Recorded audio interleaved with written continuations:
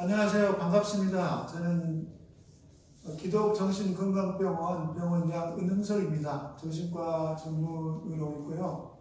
오늘은 그 정신질환에 대한 그 오해, 10가지 오해에 대해서 한번 살펴봤으면 합니다. 먼저 가장 많은 오해 중에 하나가 정신질환자는 위험하고 사고를 잘 일으킨다 하는 그런 인식들이 많이 있죠. 물론 정신질환자는 무섭고 겁나고 위험하다고 많이 생각합니다. 하지만 정신질환자를 직접 접해보면은 다른 생각을 합니다. 그분들은 오히려 사고가 비논리적이고 또 지리멸렬하고 비체계적이어서 오히려 겁이 많고 또 때에 따라서는 작은 일에도 놀래는 소심하기까지 합니다. 그래서 정신환자들을 본 적이 없는 사람일수록 그것을 이해하지 못하기 때문에 정신환자에 대한 두려움이 많고 그분들이 위험하다고 느끼는 것입니다. 또 하나의 오해는 정신질환자는 격리 수용을 해야 된다 그런 것들이죠. 정신질환하면은 예전에 최창설이 있는 수용소를 연상하게 됩니다. 영화 같은 데서 나오는 것들이 많이 배워주죠. 그러나 정신질환자는 장기간 격리하면 사회 적응 능력이 떨어져서 결국 사회 복귀가 어려워집니다. 그것은 미국 의회에서 찾아볼 수가 있는데요. 그래서 가급적이면 시설에 격리하고 수용하지 말고 개방적인 지역사회에서 치료 및 재활시키는 것이 치료 예후에 좋습니다. 그런데 이탈리아에서는 정신질환자 입원 병동이 많이 없었습니다. 그랬더니 현격히 치료 예후가 이전보다 더 좋아졌음을 보고하는 부분들이 많이 있습니다. 최근 우리나라에서 또 세계적으로 장기 지속형 주사제가 상용화됨으로 인해서 시설의 수용 인원들이 많이 줄어들고 사회 복귀가 많이 늘어나고 있습니다. 그래서 정신질환자는 꼭 격리 수용해야 된다 이런 편견들은 잘못된 것이고 또 많이 시정되고 있습니다. 또 하나의 편견은 정신환자는 낫지 않는 병이다 하는 것이죠. 과거에는 정신질환에 걸리면 잘 낫지 않는다 이렇게 생각을 했습니다. 실제로도 물론 완치된 경우도 있지만 재발하는 경우도 많이 있고 또 여러 가지 지속 증상이 남아있는 경우도 있습니다. 이는 심리치료 제공이 없었기 때문이라고 생각이 드는데 오늘날 정신질환은 뇌질환이라고 하면서 대부분은 정신질환은 뇌 기능 자체에 구조적인 변형이 아니고 기질적인 변형 이상이 아니고 뇌신경세포 사이의 그 신경전달 물질의 기능적인 불균형으로 생각하고 있습니다. 그리고 거기에 따른 감정 문제가 생기는 것으로 보고 있죠. 그래서 신경전달 물질의 양을 조절하기 위해 심리치료와 약물치료를 통해서 치료를 하고 있습니다. 단지 치료에도 불구하고 일부 지속 증상이 남아있는 경우가 있기 때문에 이런 경우 지속적인 치료 또 거기에 대한 재활이 필요하리라고 생각이 듭니다. 또 하나의 편견은 정신질환은 유전이 되는 병이다 하는 편견이죠. 정신질환 중에서 생명이나 혈액병처럼 명백히 유전으로 확인된 병, 즉 거의 100% 유전으로 된다 이렇게 정신질환은 말할 수 없습니다. 왜냐하면 정신질환은 가족적 경향, 성향은 있습니다. 그러나 부모의 특정한 성격 또 외모가 자녀가 담듯이 가족 중에서 누가 정신질환을 앓게 되면 나머지 가족이나 자식들 중에 정신질환에 취약한 경우가 많습니다. 그래서 정신질환이 나타날 가능성이 더 높아지지만 심리적, 사회적 요인 또한 발병과 경과가 중요한 역할을 하기 때문에 가족 내에서 여러 사랑과 또 훈육, 지지 이런 것들이 더 신경을 쓰면 이런 증상들을 예방할 수 있고 또 증상을 더 완화시킬 수 있다고 생각이 듭니다. 그 다음에는 우리가 다섯 번째로 정신질환은 특별한 사람이 걸리는 병이다, 이제 이런 오해가 있는데요. 흔히 정신질환이 대부분 사람들은 나와 상관이 없다 이렇게 생각을 합니다.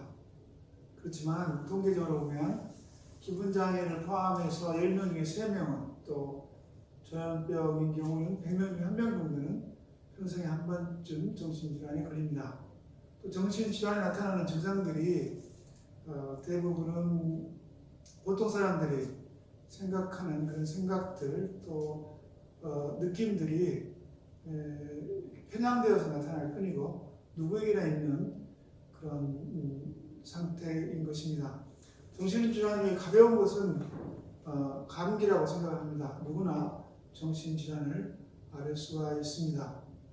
여섯 번째로 정신질환자는 늘 이상한 행동을 한다 하는 것이죠. 정신질환을 겪는 사람은 부적절한 행동을 할 때가 있습니다. 그렇다고 모든 정신질환자가 부적절한 행동을 하는 것은 아닙니다.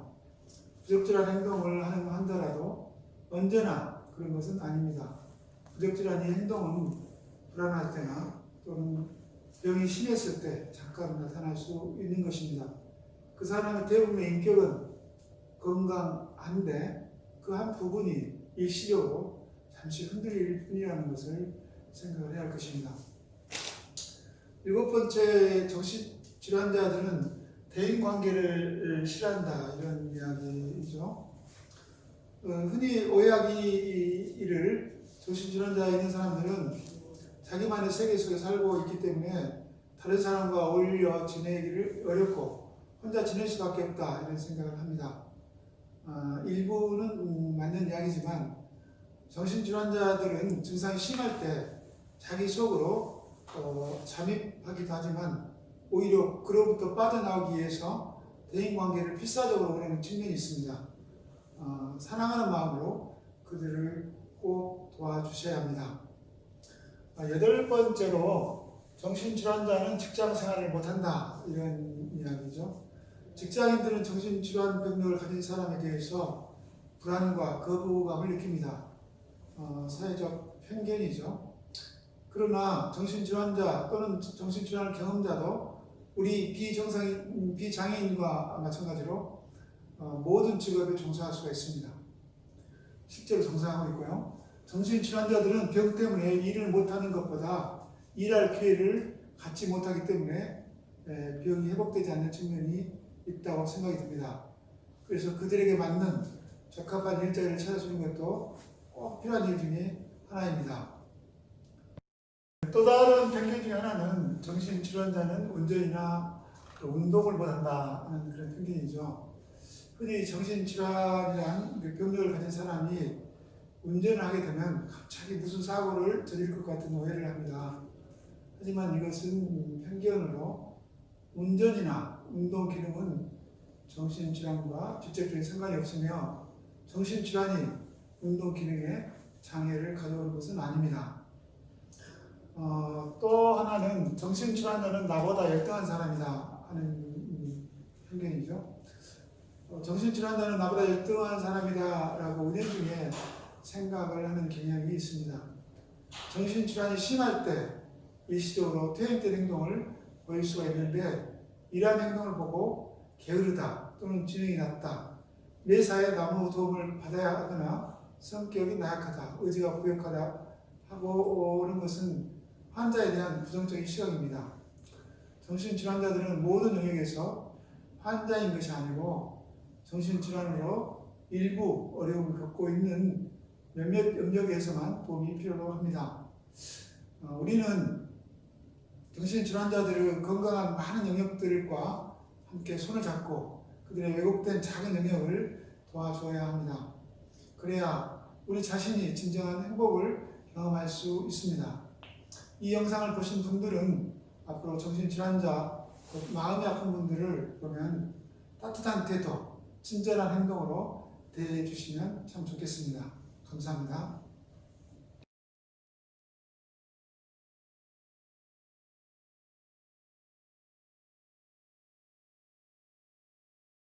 안녕하세요. 네, 이번 시간은 정신질환을 경험하셨고 이제 회복하신 분의 경험을 한번 들어보도록 하겠습니다. 우선 간단하게 자기소개 부탁드리겠습니다. 여러분 안녕하십니까. 항상 긍정적인 마인드로 즐겁게 살기 노력하는 사람입니다. 만나서 반갑습니다. 네. 그럼 어떤 일로 정신질환이 생겼고 이러한 사실을 언제 처음 알게 되셨나요? 20대 초반 광주 5.18 민주화운동을 경험했는데 그 당시 국민들의 상황, 광주 시민들을 보며 매우 큰 충격을 받았습니다.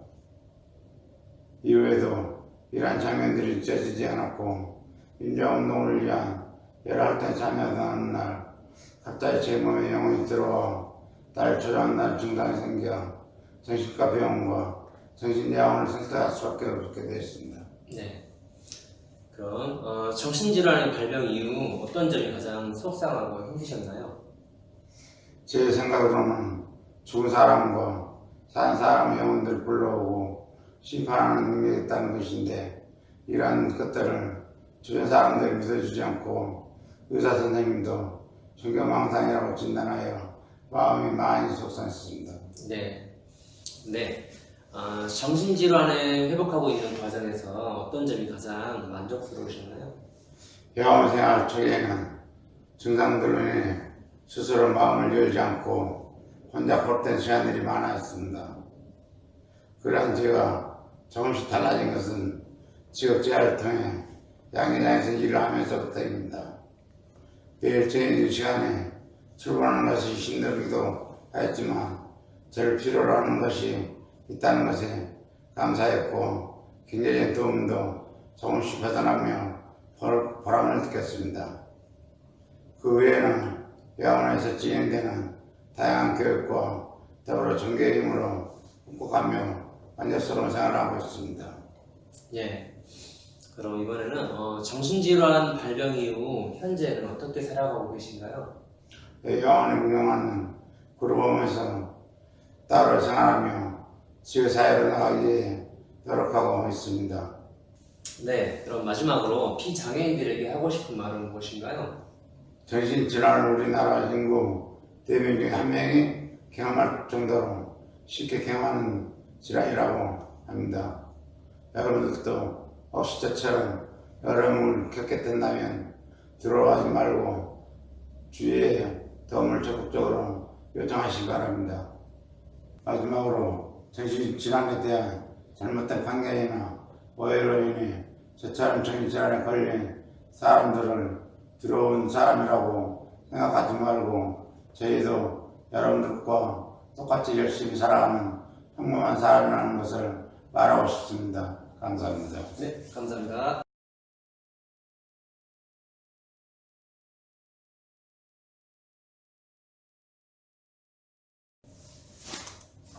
여러분 안녕하십니까? 항상 열정적으로 살아가기 위해 노력하는 사람입니다. 만나서 반갑습니다. 20대 초반 집에서 지내던 중 갑자기 아버지가 실종되었고 어머니 혼자 살림을 하시게 되었습니다. 그래서 남은 가족들이 아버지 없이 힘들게 지내게 되었고 집에 혼자 있는 시간이 많았던 저는 갑자기 기분이 우울해지고 귀에서 이상한 소리가 나고 정신이 혼미해져서 정신질환이 발병하게 된 것 같습니다. 이후에는 정신질환을 치료하려고 10군데가 넘는 병원을 입원하고 퇴원하는 과정을 반복했는데 다른 사람들처럼 대학에 가지 못하고 회사에 다니지 못한다는 사실에 너무나 힘들고 속상했습니다. 그래도 힘든 생활을 견딜 수 있었던 것은 언젠가 예수님이 나를 구원해 주시리라는 믿으며 종교에 의지한 것이 큰 힘이 되었습니다. 그렇게 병원 치료를 받고 난 후에는 집에서 주민센터를 이용하여 미술, 무용, 요가 등을 배우면서 2년 동안 잘 지냈는데 정신과 증상이 재발하게 되어 다시 치료를 하기 위해 어머니의 권유로 3년 전부터 정신요양원 생활을 하기 시작했습니다. 그동안 여러 병원도 다니고 열심히 치료도 받았는데 요양원에서 다시 치료를 받게 되어 처음에는 속상하고 많이 답답했었지만 요양원에서 여러 가지 프로그램들이 있어 집에 있을 때보다 많은 활동을 할 수 있었고 계속 열심히 참여하다 보니 증상이 예전보다 많이 호전된 것을 느꼈습니다.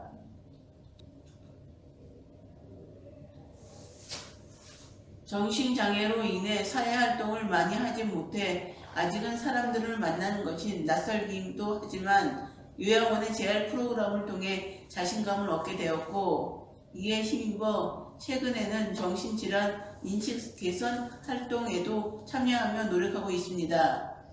우리 사회에서는 4분의 1 정도가 가벼운 우울증을 포함한 정신질환에 대한 경험을 하며 회복하여 사회생활을 하기도 하고 아직 회복하지 못해 지속적으로 치료를 받기도 합니다.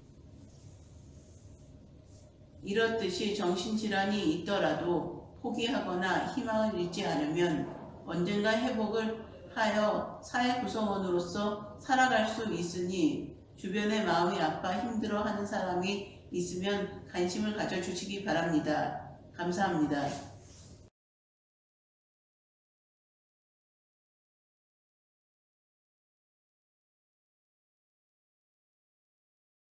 여러분 안녕하십니까? 항상 올바르게 살아가려고 노력하는 사람입니다. 만나서 반갑습니다. 어릴 적 고등학교를 졸업하고 군 제대 후 농사를 하시는 아버지를 도와 열심히 살고 있었는데 20대 후반 어느 날 귓가에서 이상한 여자 목소리가 들리기 시작했습니다. 처음에는 잘못 들었겠지 하며 그 목소리를 인정하지 않았지만 시간이 지날수록 저에게 속삭이는 목소리가 자주 들리게 되었고 그럴 때마다 너무 듣기 싫어 혼자서 소리치고 화를 내기도 했습니다. 이러한 제 모습을 본 동네 사람들이 제가 하는 말과 행동이 이상하다는 이야기를 해주어 가족 권유로 정신과 치료를 받게 되었습니다. 그 당시 가장 힘들었던 것은 동네 사람들이 나를 이상한 사람으로 생각한다는 것이었고 제가 입원한 병원에 가족을 제외하고는 아무도 찾아오지 않는다는 것이었습니다. 이후 40대 중반 정신요양원 생활을 하며 정신질환을 극복하기 위해 요양원에서 진행하는 다양한 여가문화 활동에 참여하였고 교육과 상담을 통해 정신질환에 대해 공부하며 저희 병원에 대해 알아가게 되었습니다. 아직도 여자 목소리가 들리는 증상이 조금은 남아있지만 예전과 다르게 괴롭거나 힘들지 않고 스스로 증상에 대처하는 나만의 방법을 찾게 되어 정신질환을 회복하는 데 큰 도움이 되고 있습니다. 이렇게 회복되기까지 가장 큰 힘이 된 것은 항상 저를 도와주고 지지해주는 제 동생입니다. 발병 이후 무기력하게 생활하던 저에게 동생은 항상 긍정적인 이야기를 자주 해주었고 제가 외롭지 않도록 자주 면회를 오고 요양원에서 보호자 대표로 인권 지킴이단 위원으로도 활동하며 무한한 지지를 보내주고 있어 항상 미안하고 고마울 따름입니다. 이렇게 저를 응원하는 동생에게 실망을 주지 않기 위해서라도 앞으로 저는 더욱더 열심히 살아가려고 합니다. 아직 사람들 앞에서 제 이야기를 하는 것이 많이 어색하지만 지역 사람에서 정신질환 인식 개선을 활동에 적극적으로 참여하며 지금보다 더 나은 모습으로 발전하기 위해 최선을 다하겠습니다. 감사합니다.